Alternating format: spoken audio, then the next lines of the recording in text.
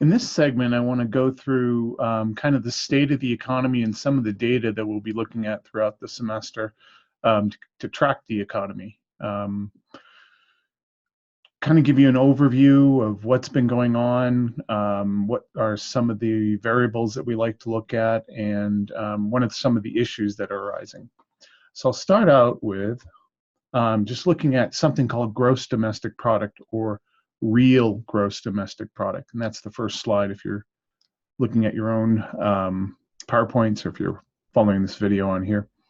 So this is a measure of economic activity. Those of you who might have had a principles class at some point know that it's a flawed but still kind of useful measure. It tracks sort of the value of production over time. And we do this in growth rates, so we're looking at the change in it. And we use the term real because we're going to filter out inflationary effects. So the way this is calculated is by adding up all the prices and all the quantities for all the different goods in the economy, and it gives us a measure of output, but it's a measure of output with a dollar sign on it. So we will talk about having a $13 trillion economy or a $15 trillion economy. We're really talking about the size of the economy, but it's in dollar terms. Now, the first thing to notice when you look at this graph is that, one, you have something called potential GDP. This is, well, kind of a bizarre measure in some respects. This is how the economy would be doing if it were operating at its long-run potential, if unemployment were low, if there was high capacity utilization. And that's the red line that you see there that's fluctuating all around. This is not a constant number. It changes with the ability of the economy to produce goods and services, and with what economists think is a standard for a full employment growth rate. So when we look at this, that fluctuates around. But then if you look at the blue line, this is the change in real GDP. I use the percentage change from a year ago for most of my variables on this. But the first thing you notice is that this growth rate fluctuates all around, and that we don't get constant growth rates over a long period of time. We get fluctuations, we get business cycles. We go through an expansion of the economy, and then sometimes we slip into what's called a recession. A recession is 2 consecutive quarters of negative real GDP growth. So if you look at that black line there at 0, any of those times that go below that for an extended period of time, those are recessions that are out there. And you can see that, if we're taking from 1950, these have been a regular occurrence.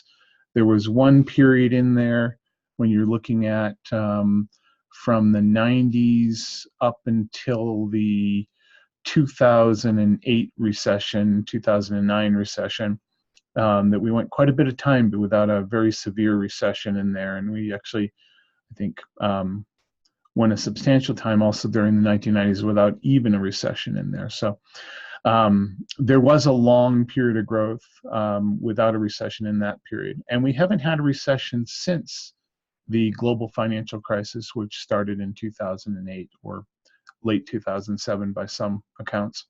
Now, a couple of things to note on this. First is the regularity of these cycles. So I often say that economists are optimists in a recession and pessimists in an expansion, because we always know that the other is somewhere on the door coming in the future that's out there. Some economists now think that for various reasons, that we're getting close to a recession now. I'll talk about those reasons later, but there is some concern with that over the last couple of months or so, sort of heightened on that. Now, if we look at this, the gray bars that you see in the backdrop, they denote recessions on this. And so you can see they're a regular recurrence. And you can see also, if you look at the 2008, you look at the 2010 marker, and just before that is the global financial crisis. And you can see that one was quite severe. For one quarter, we actually had a -3% GDP growth. And that was probably the most severe one, at least since the 1980s. If you look globally, probably since the 1930s, although we'd have to look at the 1997 Asian crisis is also one that didn't infiltrate the US so much, but affected Asia probably even more severely than the global financial crisis of 2008 has. So first lesson, looking at this, is that we go through these regular cycles. There was a very severe one in 2008. It was severe in the US, but it was probably ended up being more severe in Europe and in some other parts of the world that are out there. Now, the other thing to sort of notice is that in looking at growth rates, I've superimposed a green line on there, and two of them. And one thing to notice, that even though we came out of the global financial crisis in 2008, we've had substantial growth since then. Really, we have much slower growth rates than we've had in the past. So the economy just isn't quite as dynamic as it has been in the past. So those are the first two lessons. And looking at it right now, we've achieved growth for a fairly long period of time. We're somewhere around 2.5%. If you look at that, the end of that, we're actually above what some economists put as the long-run potential of the economy, which usually denotes inflation, but we haven't seen any inflation in for quite some time on that. So that's looking at the U.S. economy, and let's take a longer look on this. So this is from The Economist magazine.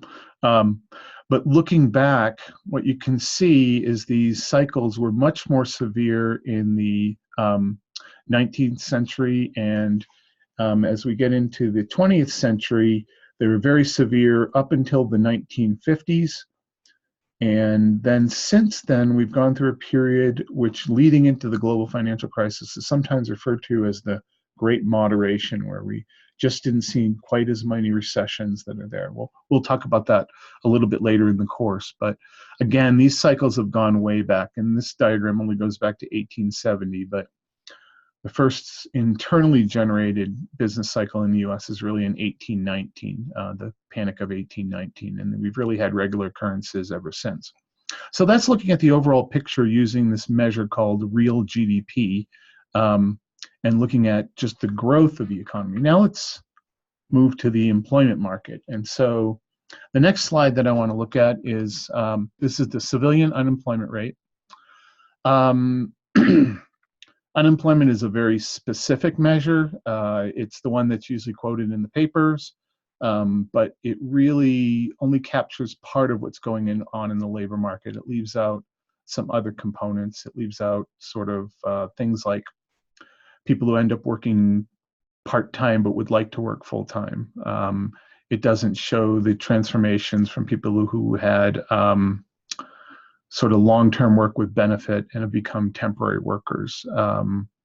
It doesn't really show people who aren't categorized as unemployed but have actually left the labor market. They're not even considered unemployed, but they're actually outside the labor market. So there's various categories that are left out of this measure.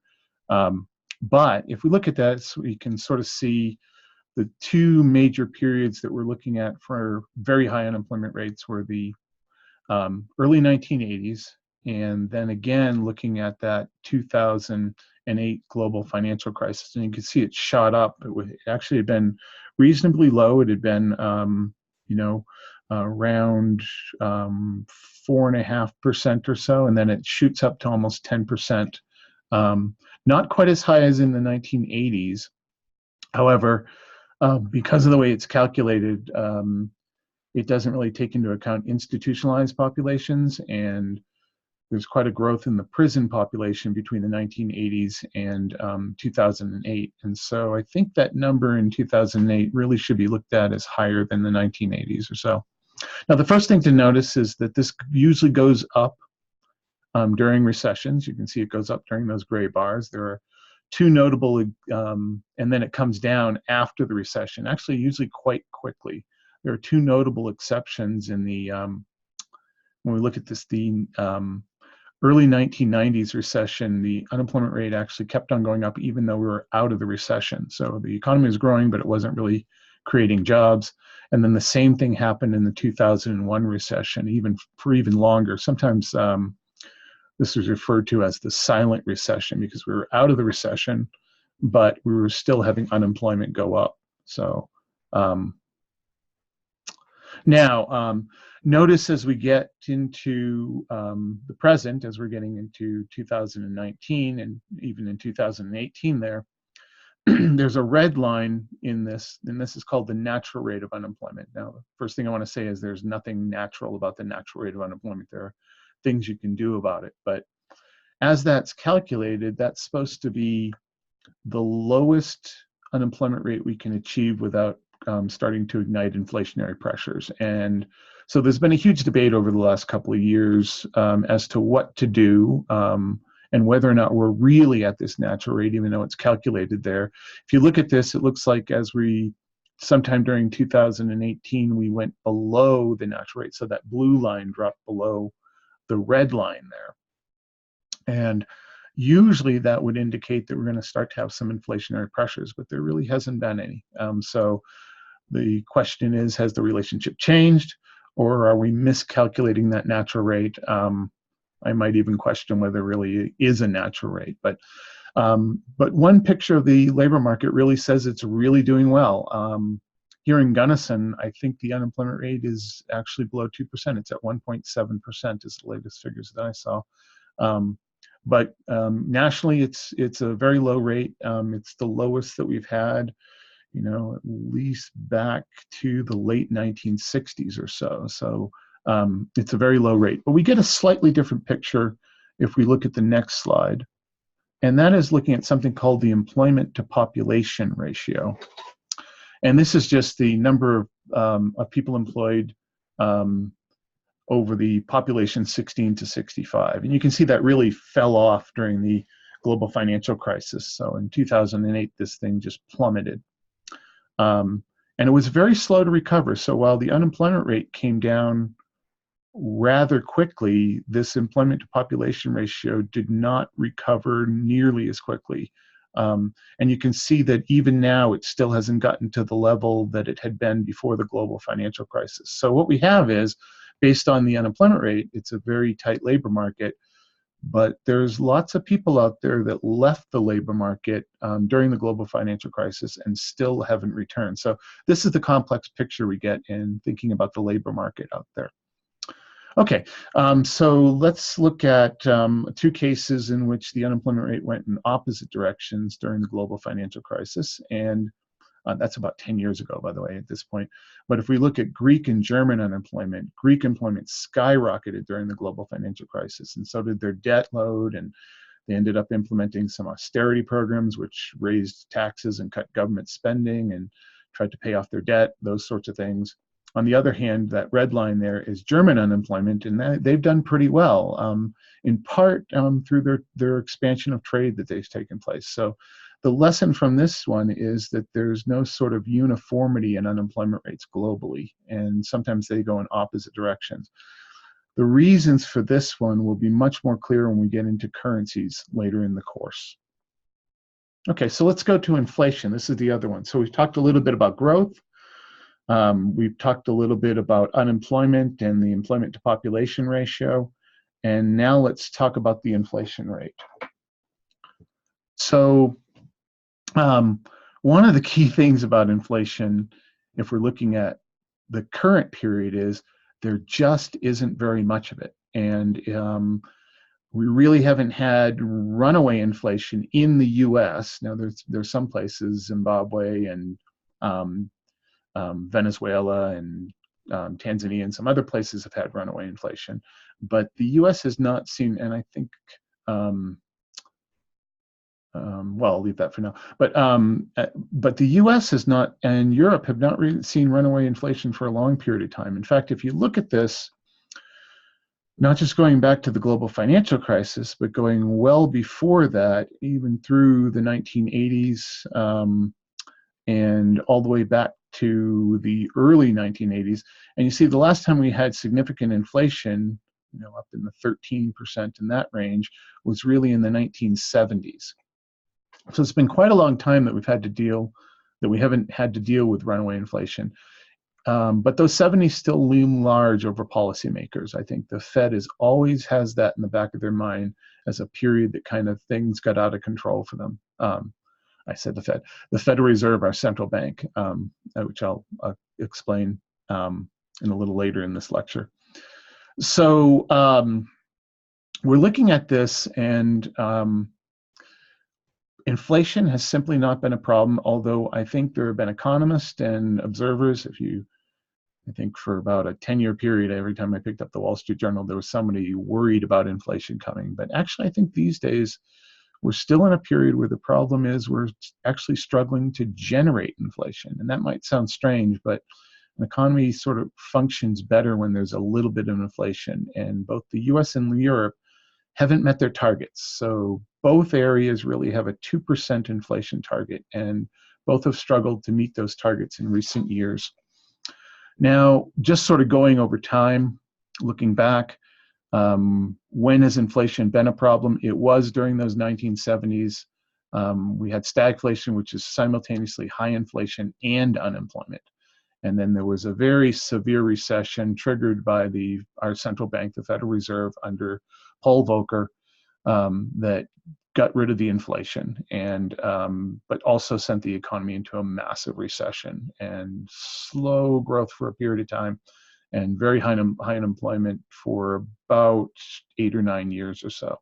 In fact, you could say above normal unemployment for almost a decade and a half. So it was hard to get rid of that inflation, which is why, even though we don't see much today, economists still worry about it, and central bankers, particularly the Federal Reserve, still worry about it. Now, before that, usually it was wars that caused inflation. So it was after World War II, during World War II, we had significant inflation, and then during World War I, we had significant inflation. We had deflation, which is actually falling prices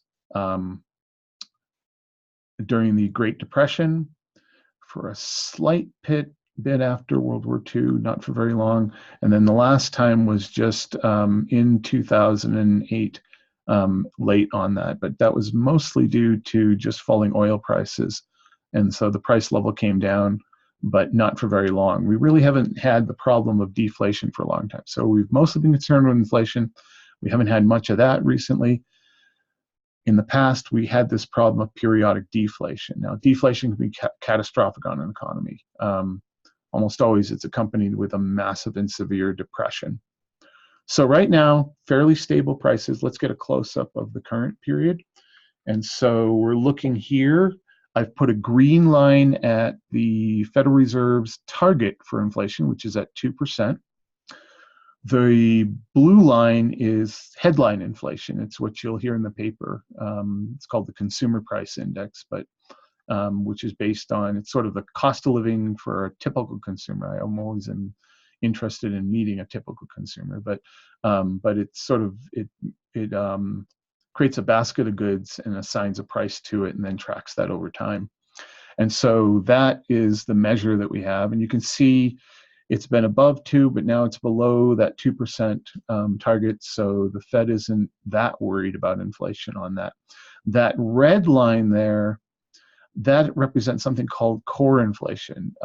Food and energy often are very volatile, so they pull that out of the core measure to try to get a measure of long-term inflationary pressures. And you can see that one's much more stable than the blue line there. But still, we haven't seen too much inflation for quite a long period of time in here. Okay, so let's go on, and this is looking at Europe, and you can see just how much trouble Europe has had actually producing inflation. So their problem has been actually worrying about deflation and low inflation, or lowflation, as they sometimes refer to it. But if you're looking at this, this is kind of their core measure, because it's removed food, energy, tobacco, and alcohol. And if you look at that, you can see that actually only for one brief period in 2008 did they actually meet their target. So since the global financial crisis, the Eurozone, the European Central Bank, has never met their target for inflation. And so they just did another stimulus package to try to get the economy going again, but their problem has been too little inflation, not too much inflation. Okay, so now let's move on and talk about interest rates. This is another variable that we're going to look at in the class and try to understand. And I have three different types of interest rates here. The blue line is a government influence. It's actually a private market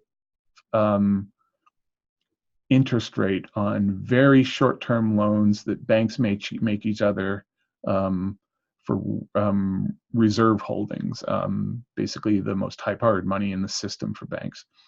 But it's a very short, and it's usually overnight loans. And that's one that isn't, it's a private market, but it's really heavily influenced because it's really, you can think of it as the market for these reserves, and our central bank actually can issue these reserves, so it can really affect this interest rate. And they usually have a target that they have for this, and it sticks within a range on this target. So when you're looking at that, the key here is that for a very long period of time from the 1980s on, that rate had been lowered. And you can see it's a policy tool that they've been using. Whenever there was a problem in the economy, they would lower it. Well, when the 2008 crisis hit, they lowered this down to 0.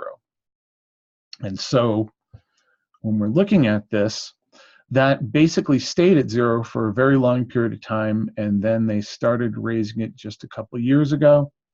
And actually just recently and just yesterday, they lowered it again, and they lowered it just previous before that. So they're actually in a period of, there's a huge debate over whether they'll lower it or not. Some economists want them to move it higher to get back to normality. I'm not sure what normality is in this case. And other economists want them to lower it. President Trump wants them to lower it very significantly. He actually wants them to lower it below 0. And I'll have to explain some of the significance of lowering interest rates below 0. The other two interest rates on there, and you can see that interest rates don't move together. One of them is on a 10-year government bond. So this is longer term. And usually long-term interest rates are above short-term interest rates. You notice that at one point there, right at the end, the longer-term interest rate moved below the shorter-term interest rate. That's sometimes referred to as an inverted yield curve. A yield curve just shows the returns on different types of bonds. A bond is just an IOU from the government or a business firm. But we usually expect longer-term bonds to have higher interest rates than shorter-term bonds. Some observers think that when the yield curve inverted, in other words, when those longer-term bonds move below the shorter-term bonds, sometimes signals a recession because it signals that people think things are going to get worse in the future. It's not causal. It's more that investors think there's a recession come. That's the best way to sort of interpret that. And then you have a longer-term, more risky bond, the Moody's BAA corporate bond. It's sort of a moderately risky company bond, and you can see those are higher. So you get usually higher interest rates for more risk and for longer term that are out there. So the key thing is, though, most of these have been pretty low for a period of time, much lower than they had been at the start of the global financial crisis. And just recently, the policy tool, the federal funds rate, has been raised. So again, this is the main tool that our central bank uses. This is a close-up. The next slide is a close-up of this. And you can really see that they started raising that effective federal funds rate in 2016, and it had been going up all the way up through 2018, and then they've just started lowering it again, perhaps worried about some global pressures, might even be worried a little bit about the value of the dollar, and also worried about the possibility of a recession in those cases. The reason they had been raising it is they wanted to have some policy space. Okay, so these are some of the issues that are being raised right now as we work through this. Now, it's interesting that they started to move this rate down in 2016. This also had the effect, which will become clear later when I cover the Federal Reserve, our central bank. that they were unwinding some of the very expansive policies they had done in the aftermath of the global financial crisis. And it's somewhat interesting to me because one of the things they were doing is there's this sort of high-powered money that the Federal Reserve puts in the system called reserves, and they were trying to reduce those to a certain extent between 2016 and 2019. And we've had a little bit of a shockwave in the markets just recently. And I'll talk about this at our meeting on Tuesday or on Thursday for the second-year students. Now, you can see just a close-up of that rate cut that they've been doing recently on the next slide. But if we go to the next one, something happened in the repo market. And the repo market is sort of a market in which firms trade, set up some agreements to use another firm's reserves, another bank's reserves out there. And there's been a tightness in the reserve market. So it's interesting, they've been unwinding that policy from the global financial crisis, and now we might be seeing some of the reverberations from that. And the last three periods, 3 times in the last week, the Federal Reserve has pumped tens of billions of dollars into the banking system. So this is something to certainly watch in terms of Federal Reserve policy and in terms of the state of the economy. Now, just as kind of an anomaly that's going on right now, and we do have President Trump suggesting that Jay Powell, the head of the Federal Reserve, should actually move interest rates negative. Most economists think it's kind of strange for there to actually be negative interest rates, because it's as if you're paying somebody to hold your money. If you think about it, what an interest rate is, it's a payment that you get because you loan some money to someone. So if you loan some money to a corporation, they'll usually issue a bond, and that bond will have an interest rate on it, and you do it because you're going to get maybe a 5% return on your money that's out there. But imagine a case in which you're getting a negative interest rate, and this is actually taking place in Germany right now, where long-term bonds, government bonds, are actually paying a negative interest rate. So imagine setting up a retirement fund and actually, putting a bunch of safe bonds in there and actually putting in more than you're going to have when you retire, 30 years into the future, because you're actually having a negative interest rate on it. Well, that's going on in Germany right now, and in a few other places in the world that are out there. Okay. So now I want to turn to the US dollar. So you can see so far we've talked about the big ones. We've talked about unemployment. We've talked about growth. We've talked about inflation.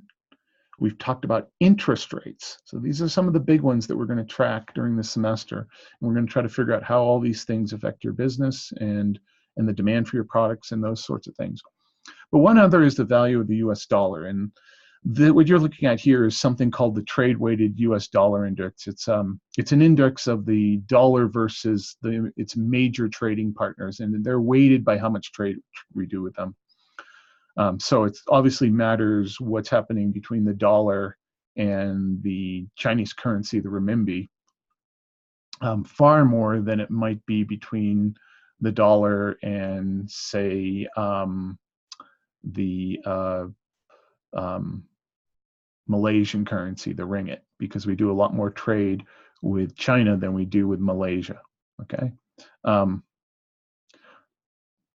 let's see. So now the first thing I want to point out when we're looking at the US dollar is the dollar has a special role in the world economy. It's called the reserve currency. There's actually multiple reserve currencies, but it's the dominant reserve currency. And as we look at this, being the reserve currency gives the U.S. special status, what Barry Eichengreen calls exorbitant privilege. But it also causes some problems for the U.S. We almost always run trade deficits. That's partially due to our savings rate, but it's also due in part to being the reserve currency. Other countries want to hold more of our currency because it is the currency of international transactions.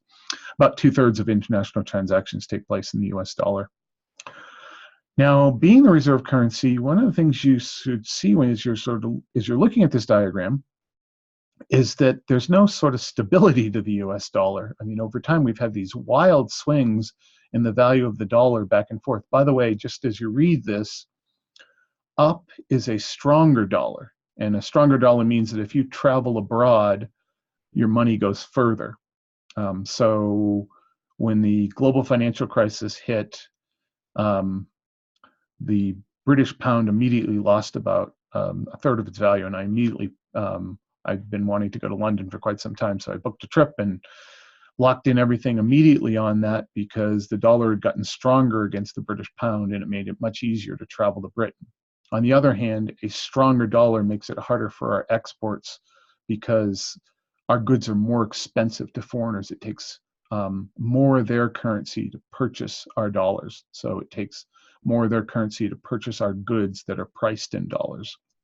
So up is a stronger dollar, down is a weaker dollar. And there are big swings in the US dollar over time. In the 1970s, we lost a lot of value.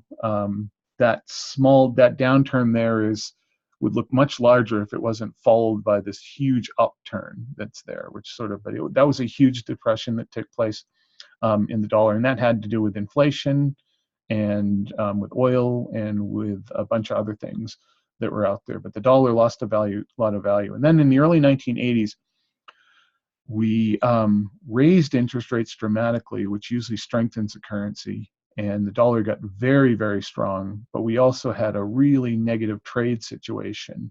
And so it went really strong in the early 1980s, but then it lost tremendous amounts of values in the late 1980s and into the early 1990s. In the late 1990s, it got strong as foreigners wanted to invest in the US and needed tons of dollars to do it. And then we ran into a trade situation again in the 2000s that made it so that the dollar lost a lot of value again. Usually when you have a big tax cut, which happened in the 1980s and in the 2001s, it usually causes a budget deficit and then a trade deficit. And we kind of have the same thing. We're kind of moving there again, but in a slightly different fashion this time. Now, what you see is the dollar before the global financial crisis. Most people thought it was going to continue to lose value, but because the dollar is that currency of international transactions, it's the sort of desired in crisis times because it's the most liquid asset. And what I mean by that, it's the most easily used to purchase things and moved from one place to another. So it's very flexible in that sense. And so when the global financial crisis hit, the dollar actually got stronger, not weaker. And that made our trade situation even worse. But then as we did a bunch of expansionary monetary policy, it weakened. And it wasn't until the rest of the world started doing more expansionary monetary policy that's when we lowered interest rates, by the way, that the dollar started to get strong again. And then this last period, we've been involved in a trade war, which is interesting because we've been engaging in raising tariffs, but at the same time, part of that trade war has also been making the US dollar stronger. And so one part is supposed to be protecting our products and making it more likely that we're going to import less, but at the same time, the dollar has started to get stronger in that period. And so that makes us more likely to import, but also less likely for foreigners to purchase our goods. So that's the dollar. And when we look right now, the dollar has been getting substantially stronger.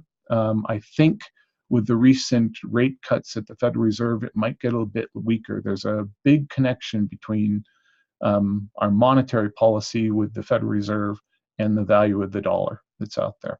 Okay, so that's looking at our currency that's out there and things of effect. The other things that are going on a little bit less important for our purposes right now, but I'm just going to briefly go through them, is that we generally spend more at the federal level than we take in taxes. That's called a deficit. And you can see that that deficit has got really large during the 2008 global financial crisis.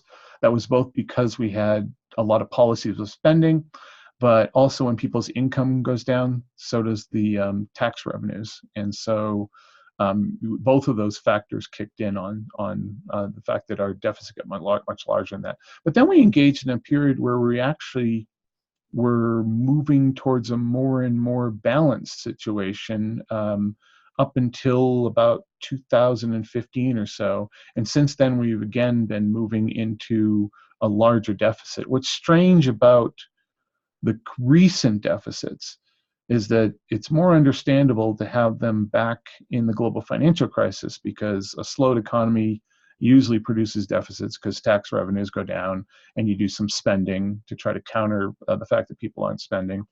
But we've been actually seeing the deficit get larger during a boom, or at least during an expansion in the economy. And one wonders what it would look like if we went into a recession on that. So that's one thing to keep in mind on this. And this is our current account. This is our trade situation. Current account is a specialized term, but just think trade deficit or surplus with some bells and whistles put in. And you can see we generally import more than we export, and have been running what's known as current account deficits. You can see that's mostly negative. And you can see that this improved a little bit as we went into the global financial crisis. Why? Because when our incomes went down, we didn't buy as much, so we don't buy as much from abroad, which means our imports go down.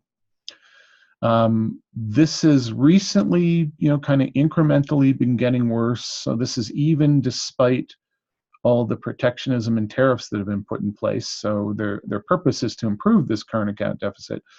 But unfortunately, the dollar's been getting stronger at the very same time we've been doing these tariffs, and what's happening is our exports are falling even faster than our imports are falling. So we're actually in a worse situation on the trade area in the last year or so on that. So again, that'll cover us for just sort of whirlwind tour on this. So these are a bunch of the variables. This will all make more sense as we go through and talk about a bunch of things in more detail.